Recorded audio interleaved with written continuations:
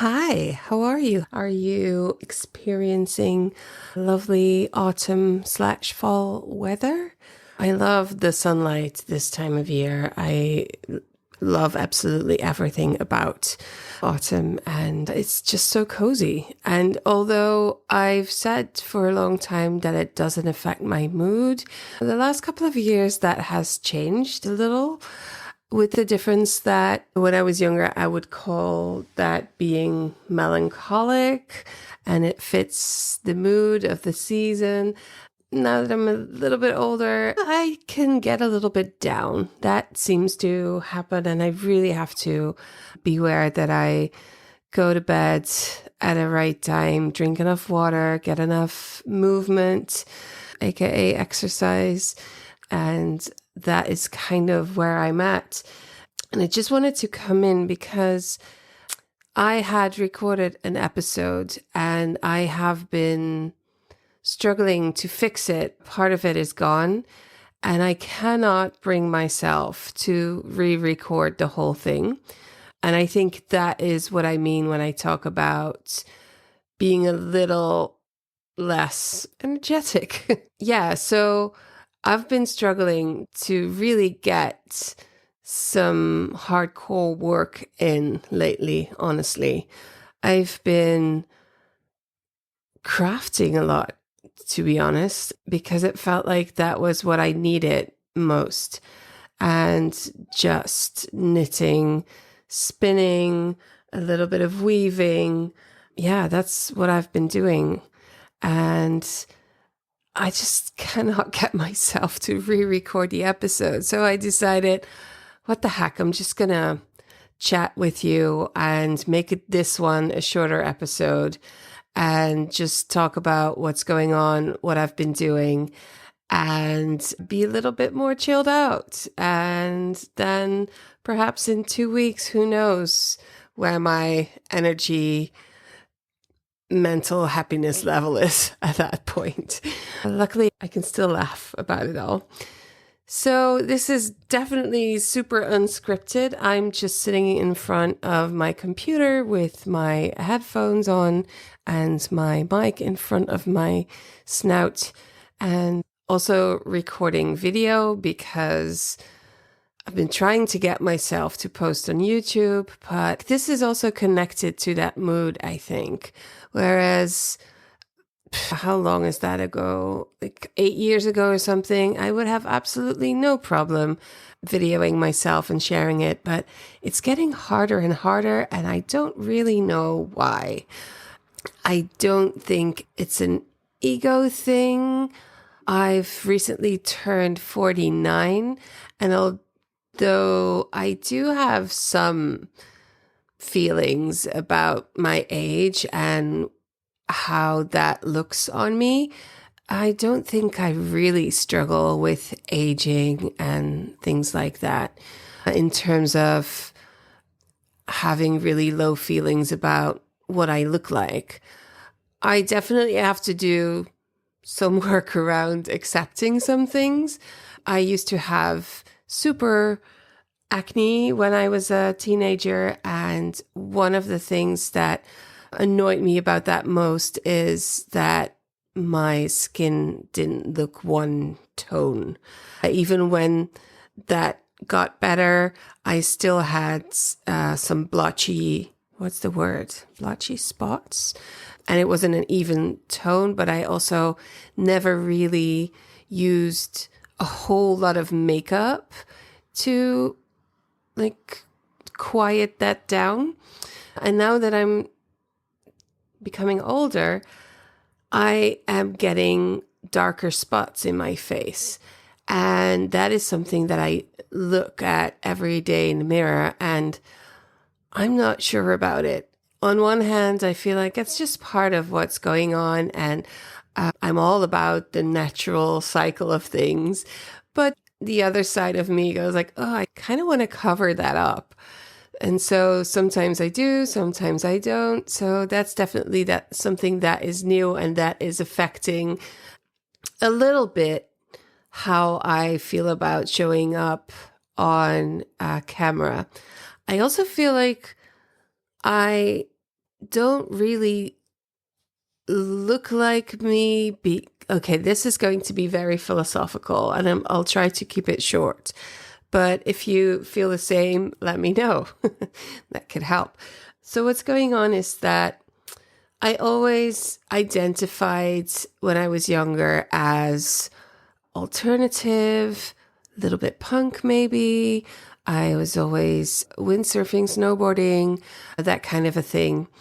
And my hair was pink for a long time, and then it was pink. It wasn't pink anymore, and then I re-dyed it pink when I was in my 30s, I think, late 30s, and I really felt like me again. But for some reason, I have an issue with dyeing it pink again at this age, because a part of me feels like, fuck this, it's my life, this is who I am, nothing has changed. And a part of me goes like, oh, that will just look like I'm trying too hard to stay young or something instead of stay me. And it's the same when you think about wearing certain type of shoes like that connects to this image. Let's say black Converse All-Stars or Vans or Dr. Martens. None of this is sponsored. I don't really feel like myself. Is that just because I'm totally in menopause and I'm just hormoning all over the place? Or is it because I'm letting go of those things because I think that they don't fit my age and therefore I don't feel like me? These are things that I'm thinking about. I wouldn't say struggle, perhaps a little bit. And then there's this whole thing of me wanting to create a wardrobe that is very much me and very much, I want to say circular, but it isn't. And I'm going to talk to you after this about why it isn't. But at least as sustainable as possible, or at the very least, very consciously chosen, picked, made, designed, all of that. This is actually what the episode was about that I had recorded earlier. So I'll just tap into it just in case that I'm able to salvage the whole thing. Lately, I've been I'm always saying to myself, I should be more honest, more open, and just voice my opinions, my actual opinions, because then if you agree with me, you're my person. If you don't, that's okay.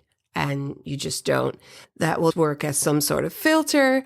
And that's the way to go, because if I speak in vanilla terms, that's not who I am.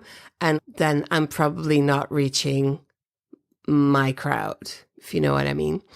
But it's also kind of complicated to really say what you mean, because, yeah, I don't know. Perhaps I look at content creators that do voice their opinion and I think, well, that's a little black and white, a little harsh. And I have opinions about that. But then I do respect them for doing that. So, yeah, let's just say, okay, let's go back. And I think the word is shocked, quickly followed by a little bit annoyed by the fact that so many people in the knitting, spinning, weaving, fiber arts and craft world have so many skills, and they continue, and I'm super generalizing here. I am super generalizing. And they continue to buy and make what they want instead of what they need. And I'm realizing that I've been on this journey for years now, and it's not like super easy. It takes a lot of time, effort, choices, deciding, letting go of things, all of that. But I'm a little disappointed, I think, honestly, that people like myself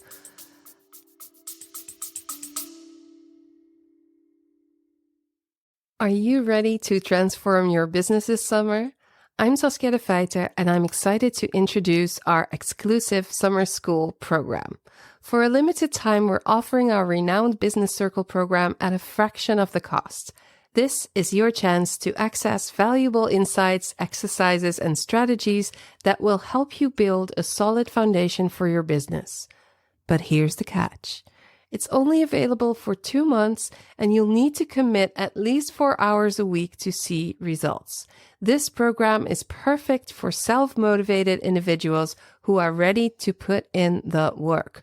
While there are no live Zoom calls or one-on-one sessions as there are in the full program, you'll have access to our supportive community where you can connect with like-minded entrepreneurs and get your questions answered.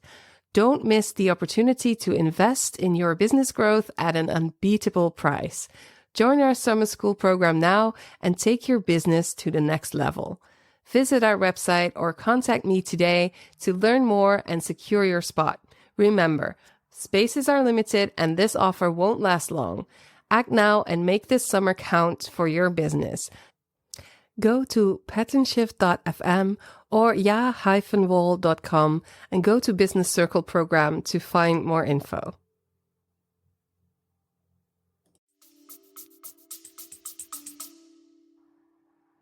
Do not choose to make what they need, and they choose to make the next thing that is hot on Ravelry right now or on Instagram or whatever. And I believe you can do both. You can do both. And why should you? You might ask. And it would be nice if you didn't have to ask, but you might.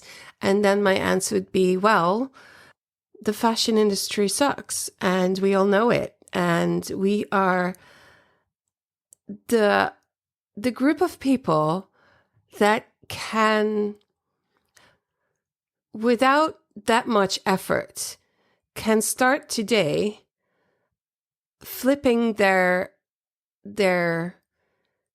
life around and their choices and doing it differently.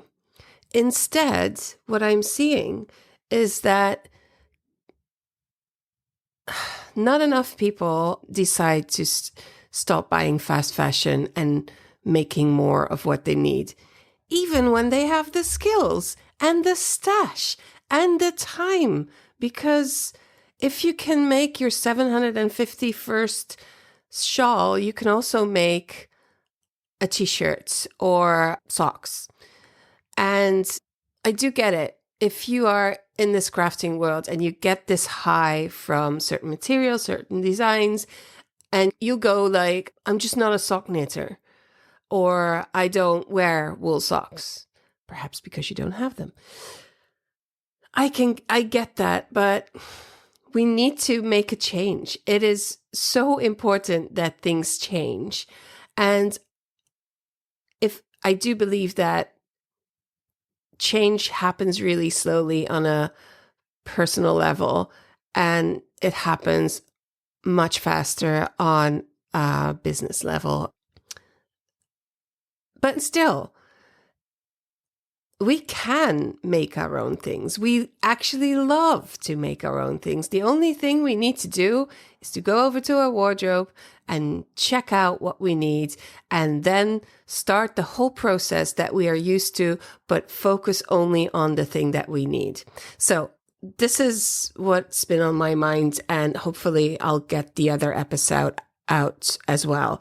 But I'll focus now on how I deal with that. And I'll try to be super, super honest with you, because I don't believe in being critical about other people without being critical about yourself. So I hope that helps, and you'll forgive me for my little rant there. I've been making a bunch of stuff. Let me think. So I'm the kind of person that can go and wants to go on winter holidays. In the Netherlands, we don't have mountains, so we have to go to another country. We drive to Austria, and during Christmas, we spend a week there with our family and friends, and we eat lots of good food, drink lots of fun drinks, and we have a great time, and we do some skiing. Not a lot for me. I used to be a snowboarder, and as a child, I did a lot of skiing, and I was very sporty. But I've always been the type of person that when the weather is not great or when I'm tired, I will just cut myself slack. I don't have to prove anything. I just want to have fun. I'm that kind of a skier. So I'm skiing, having fun.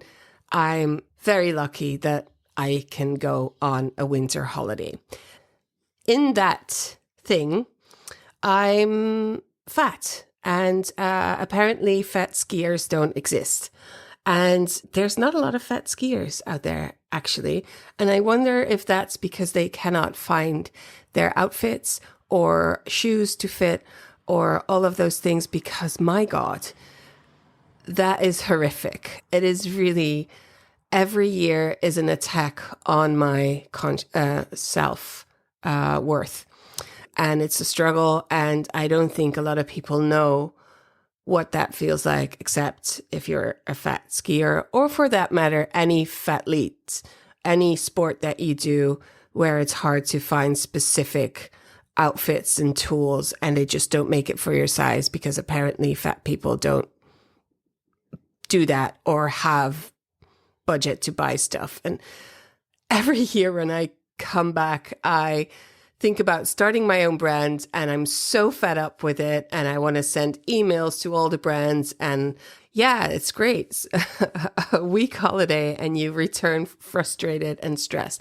No, I'm also rested and all of that, but it's a returning frustration. So I managed to buy an outfit last year from a German brand, and I bought it through the German website because fat skiers in the Netherlands, that we don't have mountains. So that was undoable. So I went to Germany online, not really, and I got myself an outfit.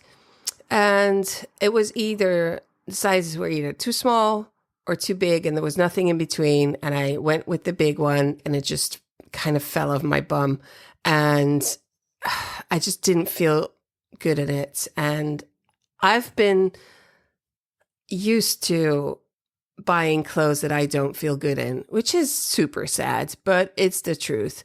I remember even as a teenager or in my 20s, going into stores and being so excited that they had a large size section, and then just anything that would fit, I would get. And I wouldn't even think about how it would fit or if it was even my style, or let alone like going to 2024 where I have opinions on how things are made, what kind of material, who made it, like the whole thing. And so now I've wiggled myself into a corner that is super complex. So fat skier needs an outfit that she feels good in, and that is also as sustainable as she can get it.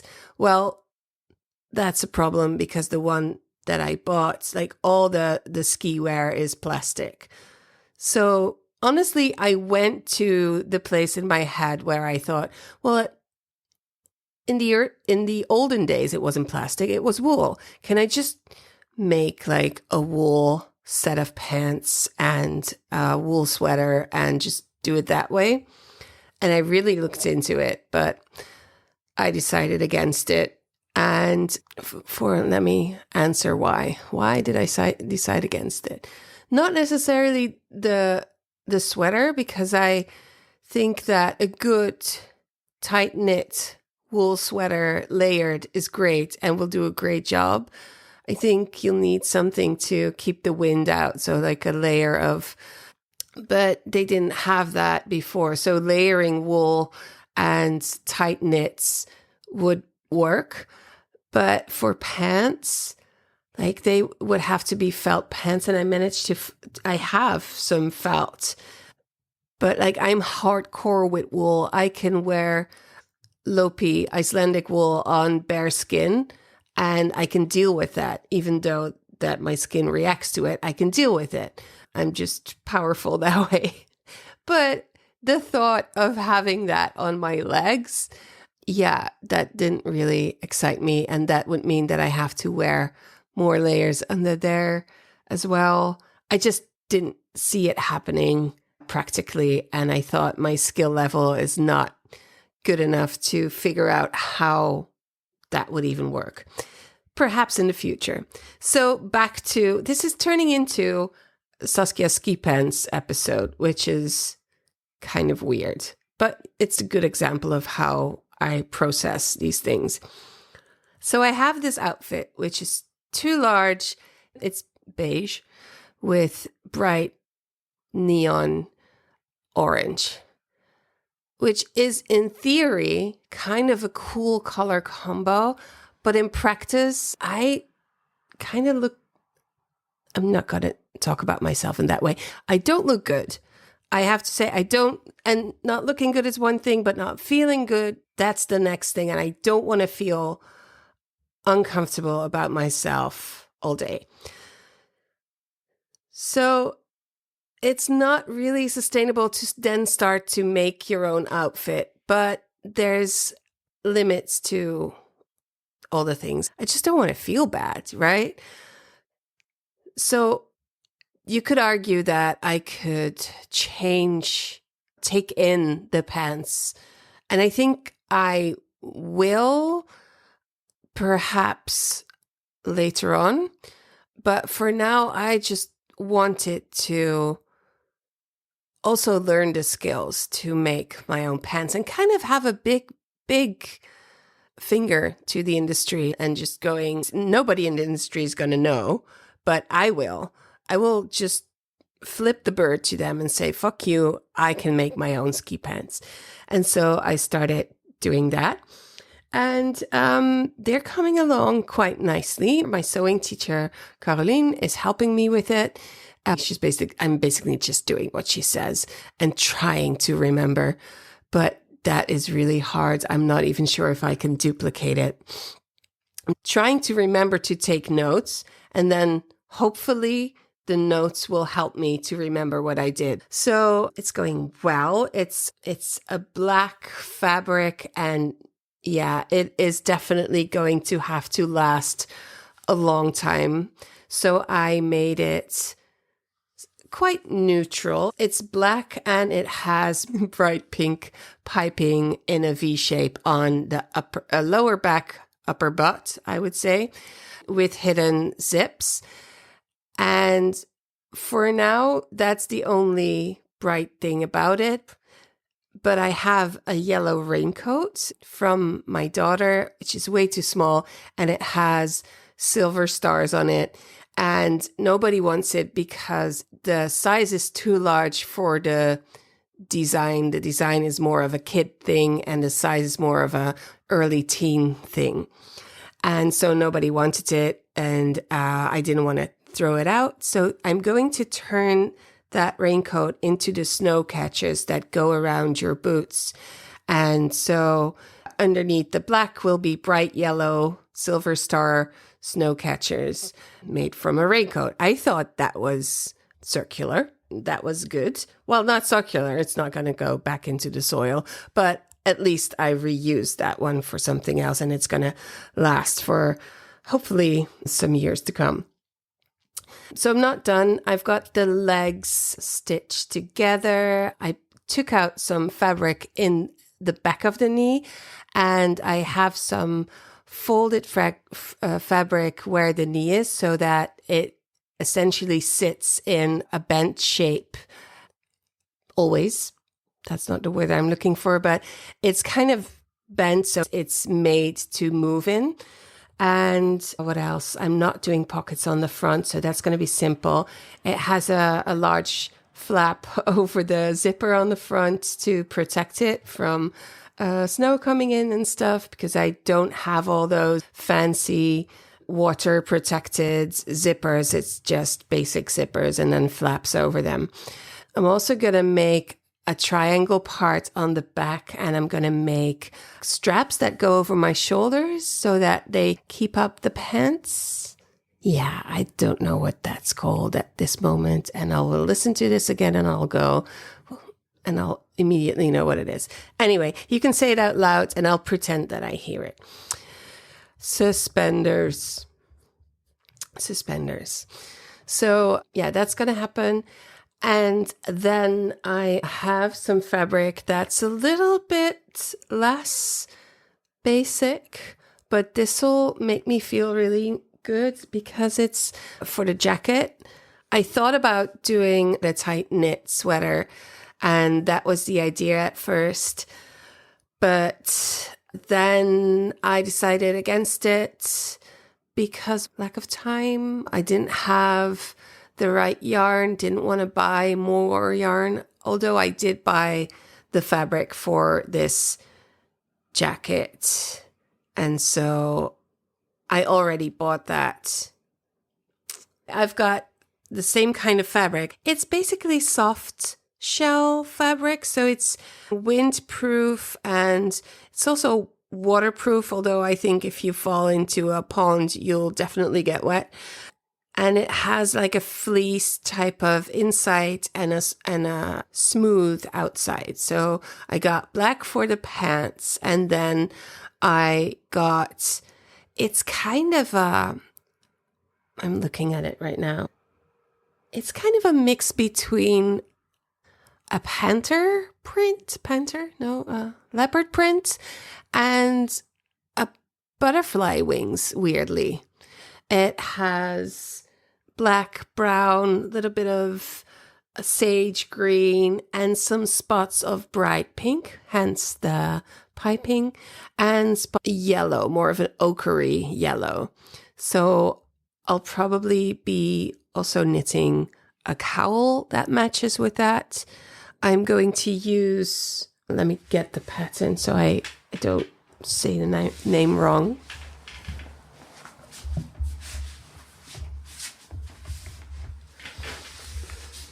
So I didn't use a pattern for the pants. I used my own block pattern I did a course on writing my own patterns for pants and 2 types of skirts and a top. My aim is to always use those patterns as a base for everything I do, because this way I'll learn much faster and I won't have to change the patterns to match my body, because I already have patterns that match my body. So that makes it much more sense, if you know what I mean. But for the, what is it? It's an anorak. You put it over your head and it doesn't fully open, kind of the snowboarder type style. I thought that's going to be wide anyway, so that's going to be good. I can use that and not have to fully design a whole thing.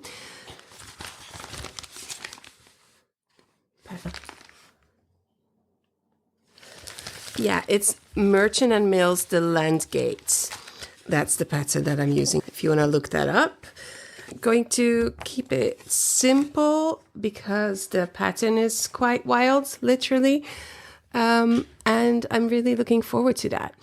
I hope I'll finish it all in time. I think the pants will be fine.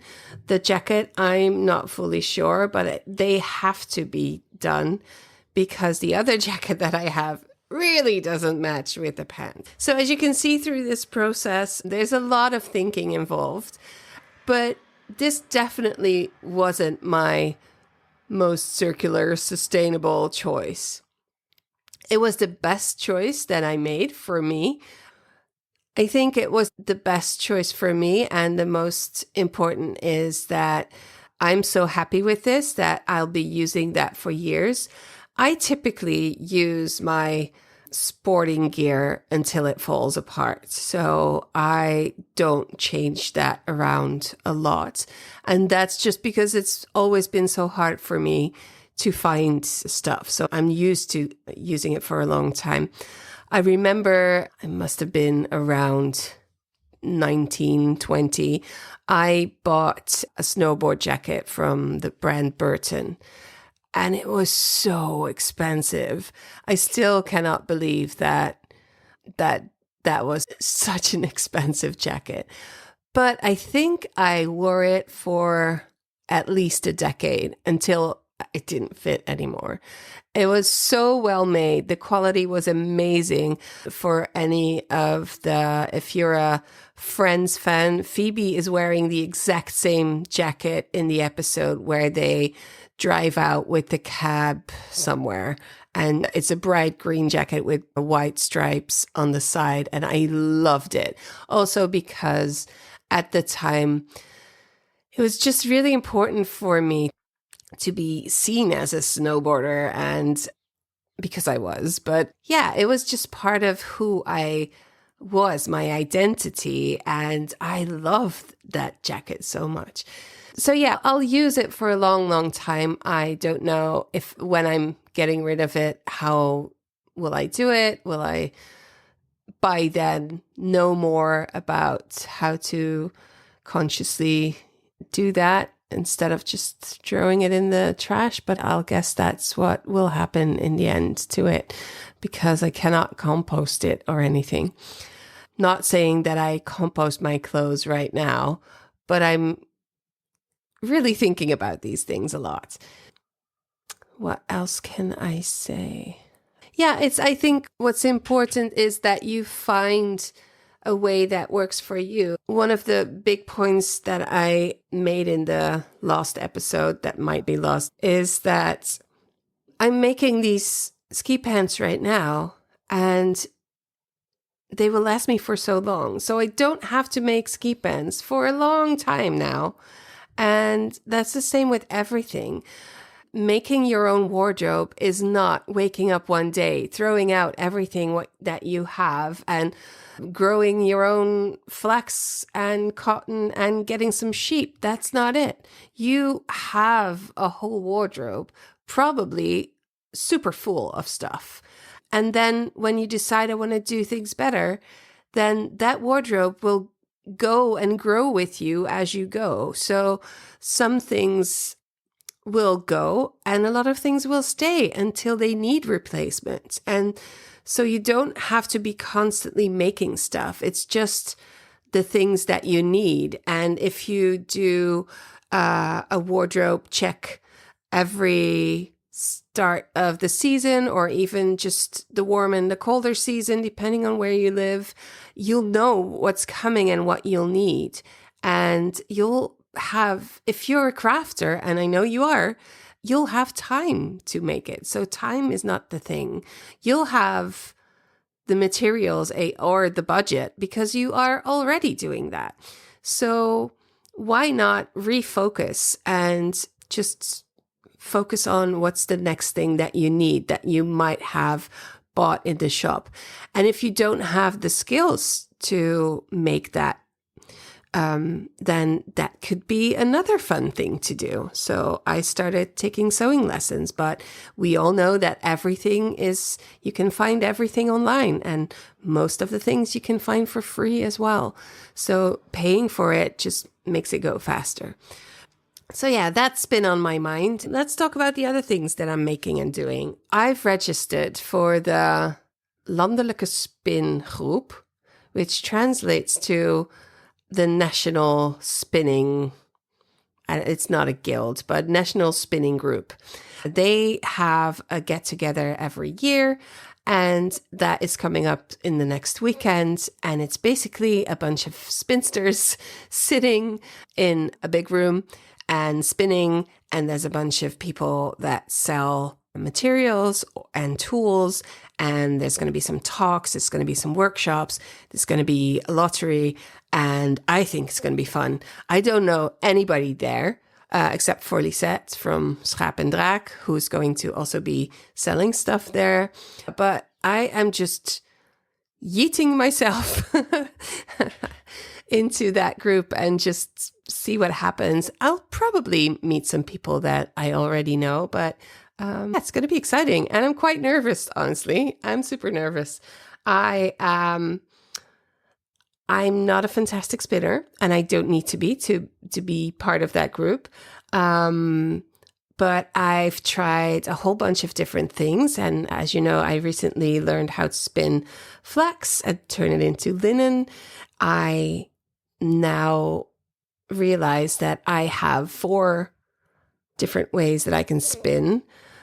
Bought an e-spinner on Marktplaats Marketplace a while ago, which is super convenient to bring. But funnily enough, I'm going to take my Magicraft Susie Pro that I have. I'll probably bring her. And then I have a vintage flax spinning wheel.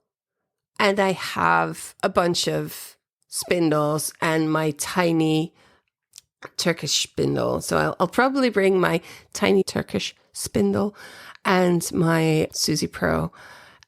And I'm going to go there and see what's up. So for me, spinning has mostly been, in the beginning, it was about learning a new craft and enjoying it and learning more about fiber and how yarns work and all of that. And then in my conscious journey of wardrobe making, I thought the best place that spinning can have within that is making socks or making sock yarn, because I love the bright colored fleeces that you can get, or tops or comb tops. But I will probably never spin that into yarn to make a sweater from, because that's just not the kind of style that I usually would wear. But I love bright socks. And I also think it's totally doable in terms of amount. It is asking me to learn enough to be able to spin thin yarn that I can 3-ply and then have a sock weight. And I just reached that level. So that's where I am right now. And then there's a lot of different fibers that I can try out to see what works in terms of natural fibers that are not plastic. So like mix it with plant fibers or silk or things like that. So I'm excited about doing more spinning sock yarn, but perhaps I will have my eyes open and see what other fibers they have and what tickles my fancy, which I will immediately talk strict to myself and call myself back and say, no, there's no tickling fancies. You'll have to think about what you need first. So what I need is not much, honestly. I already have all the tools, except for one tiny tool that I'll talk about in a second. I don't have that much spinning fiber, honestly. The fiber that I have has been used as learning fiber to learn how to get where I want to be, which obviously resulted in yarn, but not the yarn that I need it to be. Most of it is more suitable for hats and cowls and stuff like that. And I do think that hand-spun yarn makes great gifts for knitters. So some of those are on the gift pile. I do have enough sock yarn for a while. So I don't really need to do that. But I do use spinning as a calming tool. I spin when my mind is too wild to knit, to count, to pay attention. So there's going to be some spinning. So I might as well focus on sock fibers because it's not a lot. And that's what I'm learning to do well. So some sock fibers will probably go with me. And the small tool that I don't have is a diz. It looks like a button with some holes in it, and you pull the fiber through the holes from a bat, if I understand correctly, to turn it into roving, and then you can spin from the roving. I have a carder. I have carder combs and a drum carder as well. And from my shop, I have quite a lot of Icelandic lopi fibers, unspun. but they're really messy.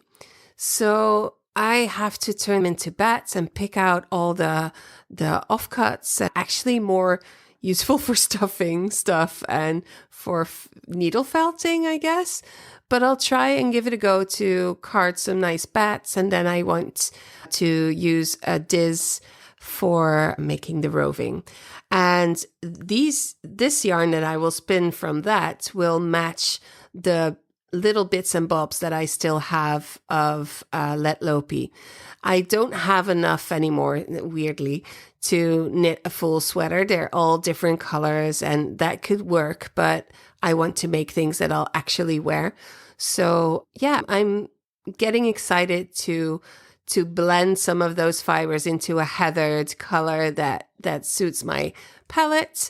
And this is a nice thing to take away from this landelijke spindag. So I hope somebody offers it there, and that's something I'll be on the lookout for. But mostly I'll be there to connect with other spinners and talk to them about what they make and hopefully inspire them to make something they need. And not what they want, or not what they want, make something they need and what they want, because that I think I need to tattoo that somewhere. I actually already did, honestly. But okay, what else did I want to talk about? So the landelijke spindag, what else am I making? Oh, I'm knitting along on my husband's Trachtenjakke, which is a cardigan that matches the look of when you wear lederhosen. And he works for a German brand. That's all I can say. They have these get-togethers where they actually wear the lederhosen, drink beer and stuff. But it's also, when we go skiing, it's what the people in Austria wear a lot, and not just for funsies. It's just what they wear because it's super practical. But it's also what some people wear during Christmas, and they dress up and they dress like that. And since he has lederhosen, he might as well wear them when he can, and that's about twice a year. And he really wanted a cardigan, one of those Trachten style cardigans that go with that. And it's like endless rows of garter stitch. I've been working on it for, I don't know, at least 3 months, and a lot. I've been knitting a lot. It's a lot of work. So I'm thinking of knitting a little pocket so that we can do put a tracker in there, because everything else that I've ever knit him, not everything, he's still got 2 sweaters, but lots of the smaller things he's lost. And I don't want him to lose this because it was a lot of work. So I'll track him I'll track I don't care where my husband goes. I just want to know where the cardigan is. So yeah, that's been there. I've been finishing some socks that are really high up the calf so I can wear them as ski socks. They're super messy but super fun. They're bright yellow also with fun colors. But they don't even look alike. They're completely different, both of them. But I'm focused on the functionality, not on the perfectionism with those. I'm just going to wear them because they keep my feet warm. And I think that is it for now. That's what I've been working on. That's why I've been working on those things and focusing on the things that I need or that my husband needs. And that's it for now. I hope that the other episode will come back. If not, I've already talked a lot about that topic, so it's fine. And we'll move on. Oh, before I forget, if you go to my website, patternshift.fm, you'll see a pop-up, and I've designed a wall calendar for 2025 so that you can organize all your festivals and the spindagen, all the things that you want to go to, but also so that you can have an overview of the whole year, and that you can pace yourself and take care of yourself and not do too much, and immediately see there's too much going on in this month. I need to take a break, stuff like that. It's completely free. You'll have to take it to your print shop. So you'll have to pay if you want it like door size, then it's probably going to cost you around 30 euros, or perhaps you can do it at your job. And you can use the smaller ones as well. In fact, you can use them for every project that you're doing, or if you're planning your podcast episodes, you can have one for your podcast episodes, and you can just keep those small, whatever you like, or use it as a desktop so that you can always see what day it is. I hope you like it, and I had fun making it, and I thought it would be nice to share something like that with you, just that so that you can take time and take care. All right, bye. Also, P.S. if you want to do more of that, if you want to focus on making the things you need and making them into the things that you want, that's all, that kind of stuff is going on in our community. So you can find the link in the show notes and sign up to be part of a group of people that think about these things and that are all human, and we're not perfect. And sometimes we do make the next MCAL from the next designer, and it's all okay. But it's a journey, and we're on that journey together, so we can help each other and learn from each other. So I'd love to have you there. There's a whole bunch of business owners, people that dream of building a business. So there's also lots of information and lots of connections to make when it comes to growing your business in a similar conscious manner. So hopefully you'll become a member, because I kind of really need some new members, because I have to pay for all of this. And it is great that things can happen when people come together. So sign up, even if it's just for a month, just to hang out for a month with us. That would be nice. Yeah, this is editing Saskia, and I've been listening to this episode, and especially this last bit is something that I started to think about a little bit. I've always been really careful to ask for help, because I've been open to you all. I have everything I need, but I run a business, and this business does need the money, and it does need the money to continue to exist, and for me to continue to make these episodes. Members of the community, whether or not you're active, that is the way to support this podcast, and I do need that support, because, as I said, I need to pay for everything, and I also deserve an income because I do all this work, and I need it as a reminder that people like what I'm doing, that they get something out of it. So I'm going to ask you to become a member and join us in our Yavel community. If you like, you can also just support the podcast, and there's a link in the show notes, and then you're just a silent promoter, supporter of the podcast. That can happen as well. I feel awkward about this, but I need to do it. I need to say it out loud that I really could use the support. So please go over to the show notes or to patternshift.fm and find everything you need there, or just contact me through all the different channels. That would be amazing. Thank you so much. If you want to build or grow your business in textile crafts, why don't you join our online community for the small monthly contribution of only 10 euros, which is basically $10-ish. You get to hang out, learn from, and share your business and your personal craft journey with all the lovely people there. Support the podcast at the same time, and you get everything wrapped into one loving package. I would love to welcome you there. Go to patternshift.fm and click community. And while you're there, sign up for our emails so you'll never miss a thing.